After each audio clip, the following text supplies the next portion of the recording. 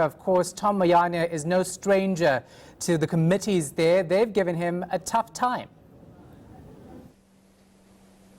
That's right. Parliament MPs on that Finance Portfolio Committee are waiting today. In fact, the deadline is now. It's just past 10 o'clock for the SARS Commissioner Tom Moyane to hand over documents relating to the disciplinary inquiry that's been labelled as a whitewash and a sham against his former 2IC Jonas Makwakwa, who resigned after a heated meeting on Tuesday here at Parliament with the SARS Commissioner, who was ultimately defending Jonas Makwakwa. Makwakwa resigned so-called personal reasons the following day, but the problem really came in with MPs repeatedly asking at the Portfolio Finance Committee several times, I think Tom Moyane's been called there 3 times now, to produce documents relating to Jonas Makwakwa's disciplinary, because it turned out that the report that was commissioned by 4 Hogan Lovells to look into whether he was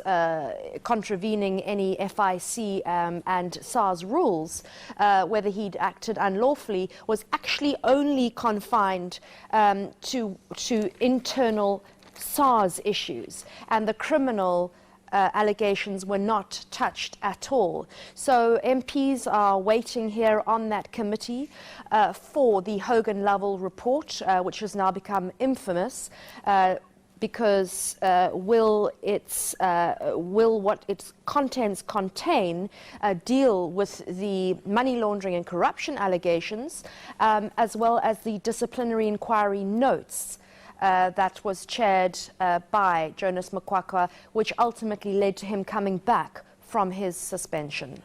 Of course, many would argue that Tom Moyane ultimately protected Jonas Makwakwa with this decision, because in that press conference, he said that, well, he's gone, so there's no real need for internal disciplinary action. And I'm wondering today if, in fact, his legal team won't contact Parliament and say, you don't need those internal documents anymore relating to Jonas Makwakwa because he no longer works at SARS, or whether he's going to comply.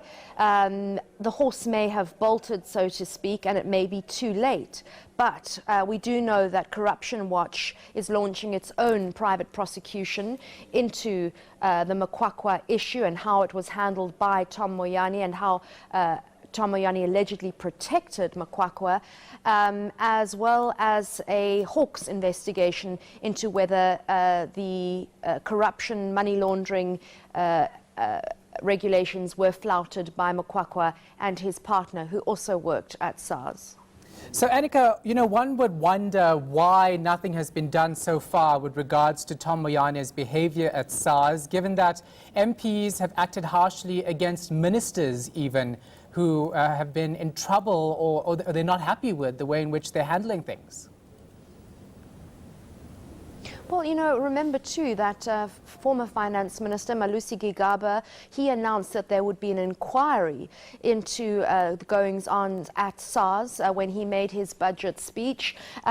Cyril Ramaphosa at the State of the Nation address also announced that there would be an inquiry into the revenue services.